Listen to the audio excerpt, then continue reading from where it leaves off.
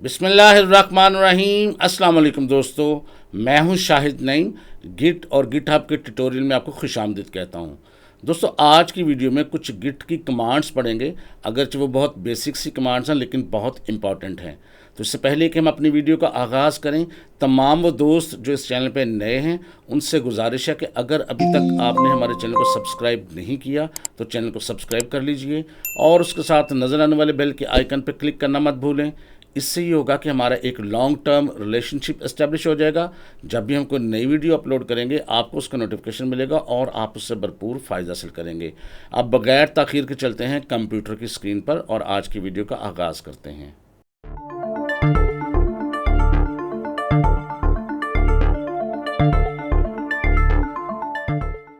दोस्तों, अब हम गिट की कुछ बुनियादी कमांड्स पढ़ेंगे। अगरचे ये बिल्कुल बेसिक कमांड्स हैं लेकिन बहुत ज़्यादा इम्पॉर्टेंट हैं और अहमियत की हामिल हैं, इसलिए इसको आपने गौर से सीखना है। सबसे पहली जो कमांड हम डिस्कस करेंगे वो है गिट क्लोन। क्लोन का मतलब होता है एक कॉपी तैयार करना। तो ये कमांड क्या करती है? This command is use to copy a project या रेपोजिटरी। यानी ये कमांड ये करती है कि एक आपकी रेपोजिटरी जो गिटहब पे पड़ी रहती है उसकी एक कॉपी तैयार करती है। कहाँ पे तैयार करती है? आपके कंप्यूटर पर। कहाँ से करती है? फ्रॉम रिमोट सर्वर या गिटहब। रिमोट से मुराद होती है दूर, यानी रिमोट सर्वर से, वेबसाइट से या गिटहब से आपके लिए प्रोजेक्ट कॉपी करके आपके कंप्यूटर में लेके आती है। टू योर कंप्यूटर लिखा हुआ है। It makes a full copy of the code and it's history. ये ना सिर्फ पूरा प्रोजेक्ट कॉपी करती है बल्कि इसकी तमाम फाइल्स और इसकी जो चेंजिंग हिस्ट्री है वो भी आपके कंप्यूटर में ले आती है। तो यहाँ पर जहन में रखिएगा, इसका एक सिंटैक्स है। सिंटैक्स में आपने जहन में रखना है, पहले गिट और क्लोन लिखना है, उसके बाद आपने रेपोजिटरी का यूआरएल लगाना है। ये यूआरएल रेपोजिटरी का कहाँ से आएगा ये अभी हम डिस्कस करेंगे, लेकिन उससे पहले जो मैंने एक टर्म यूज़ की है लोकल कंप्यूटर और रिमोट, तो याद रखिएगा जो भी चीज़ इंटरनेट पे मौजूद होती है वो ज़ाहिर है आपसे दूर होती है और दूर कहीं सर्वर में स्टोर होती है।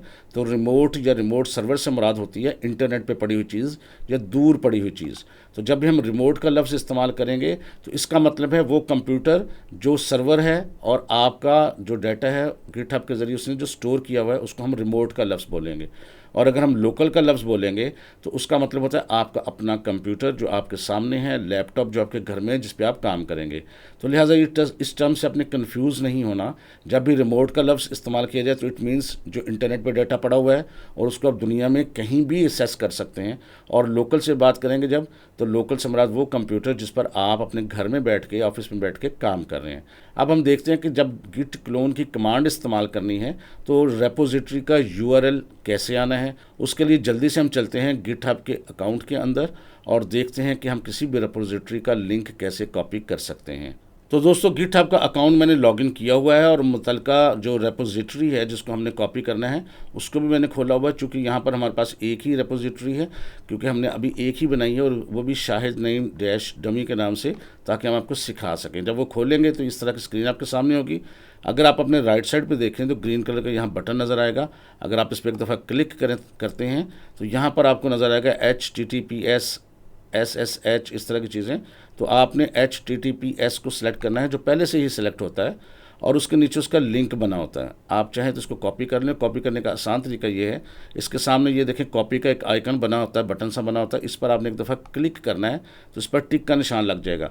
इसका मतलब होता है कि ये कॉपी हो गया है। अब हम चलेंगे एक दफ़ा VS कोड एडिटर के अंदर और इस कमांड को इस्तेमाल करके देखते हैं। तो दोस्तों, VS कोड जब खोलते हैं तो इस किस्म की स्क्रीन नज़र आती है आपको।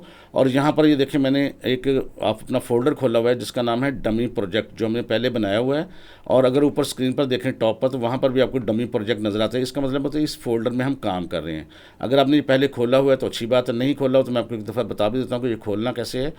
फाइल पर क्लिक करना है और उसके अंदर ओपन फोल्डर होता है और ये विंडो आएगी जिसमें आपने अपने मुतलका जगह पर जाके फ़ोल्डर को सिलेक्ट कर लेना है। ये मैं फ़ोल्डर सेलेक्ट करता हूँ और सिलेक्ट फ़ोल्डर पे क्लिक करता हूँ तो ये समझ लें फ़ोल्डर खुल गया, यानी हम पोजीशन वहीं पे ही हैं। अगर आप इस फ़ोल्डर के अंदर देखते हैं तो इसमें कोई फ़ाइल नहीं है।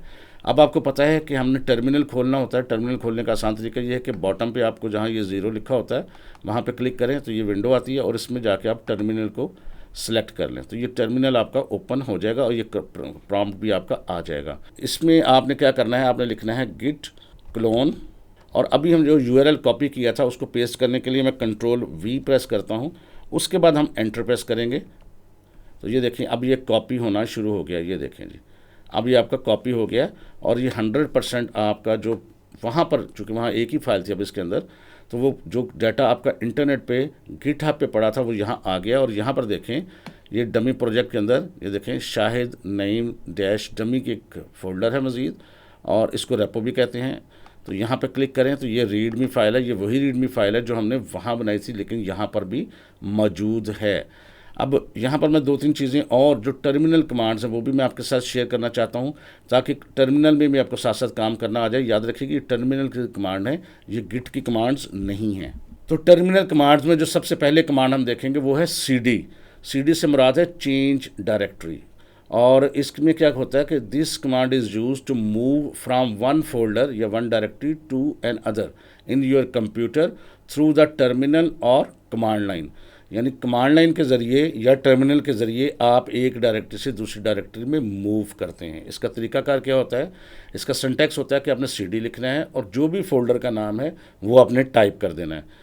और मिसाल के तौर पे अगर cd डॉक्यूमेंट्स लिखेंगे, इसका मतलब होता है कि आप डॉक्यूमेंट्स के फोल्डर के अंदर चले जाएं। और इसी तरह अगर हम उससे बाहर दोबारा वापस आना चाहते हैं तो हमें यूज़ करना पड़ेगा cd double dot, double full stop जिसे कहते हैं, टू गो बैक और move to the previous folder, जहाँ से हम अंदर गए थे वहीं पर वापस आने के लिए।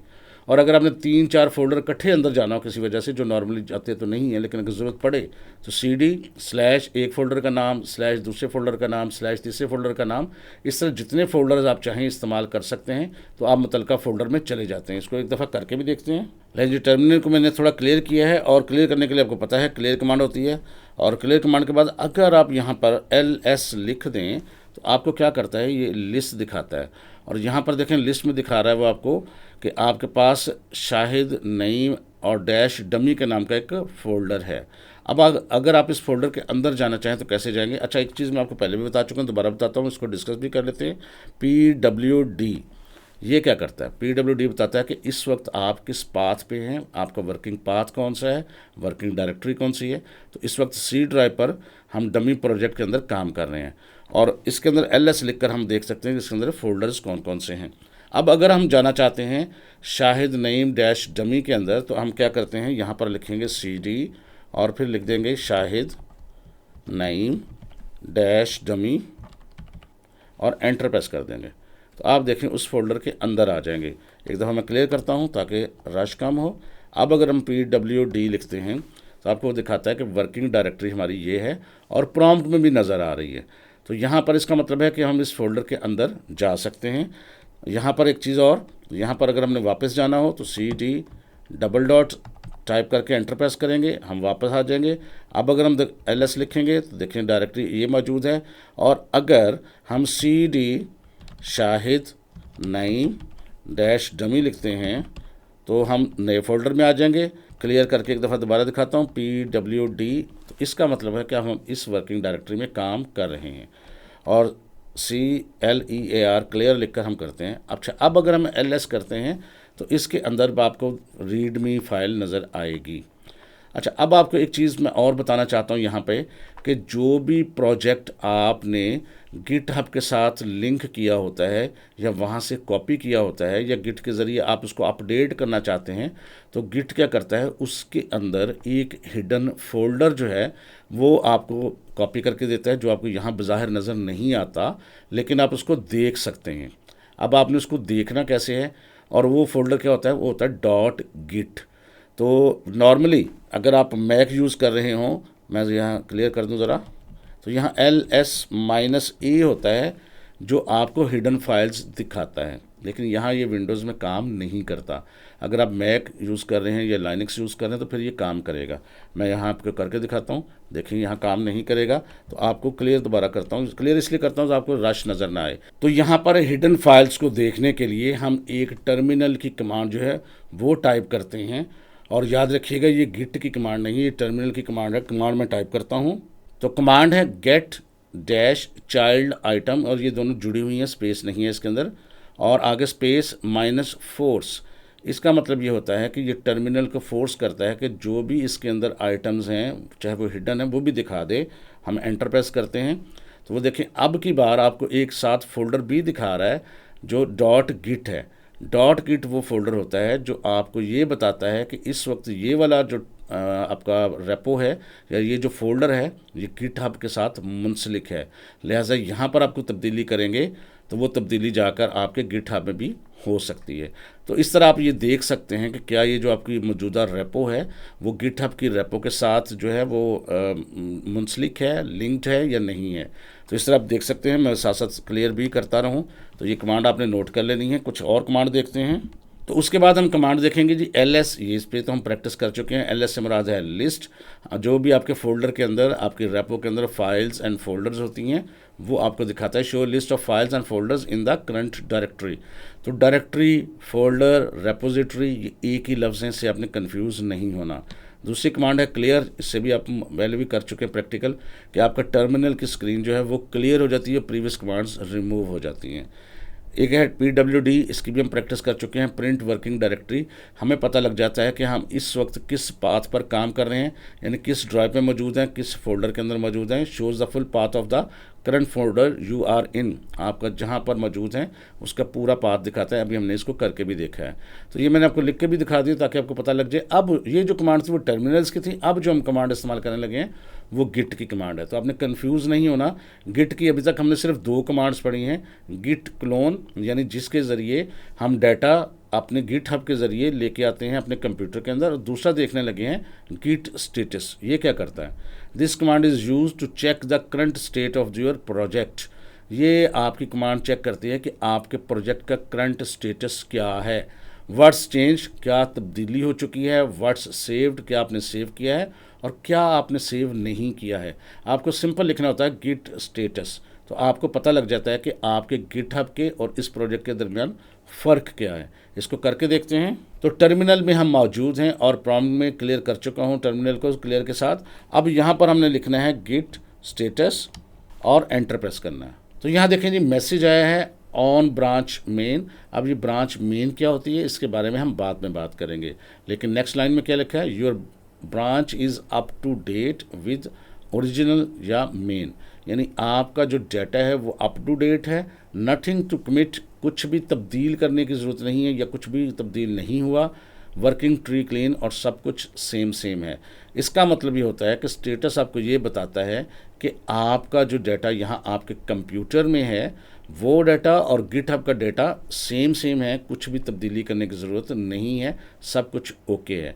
तो ये होता है काम गिट स्टेटस का। हाँ, अगर हम तब्दीलियाँ करते हैं, नई फाइल्स बनाते हैं और कुछ चेंज करते हैं और कमिट करते हैं या ऐड करते हैं तो किस तरह से तब्दीलियाँ आती हैं ये गिट स्टेटस कमांड हम दिखाएगी, जिसको हम तफसील से नेक्स्ट टाइम पढ़ेंगे। तो दोस्तों आज के लिए बस इतना ही। मैं उम्मीद करता हूँ ये छोटी सी वीडियो आपके लिए हेल्पफुल रही होगी और इसमें से कुछ ना कुछ आपने नया ज़रूर सीखा होगा। वीडियो अच्छी लगी है तो इसको लाइक कीजिए और शेयर कीजिए। इंशाअल्लाह ताला दोबारा मुलाकात होगी कुछ नई चीज़ों के साथ। तब तक के लिए इजाज़त दीजिए। अल्लाह हाफिज़।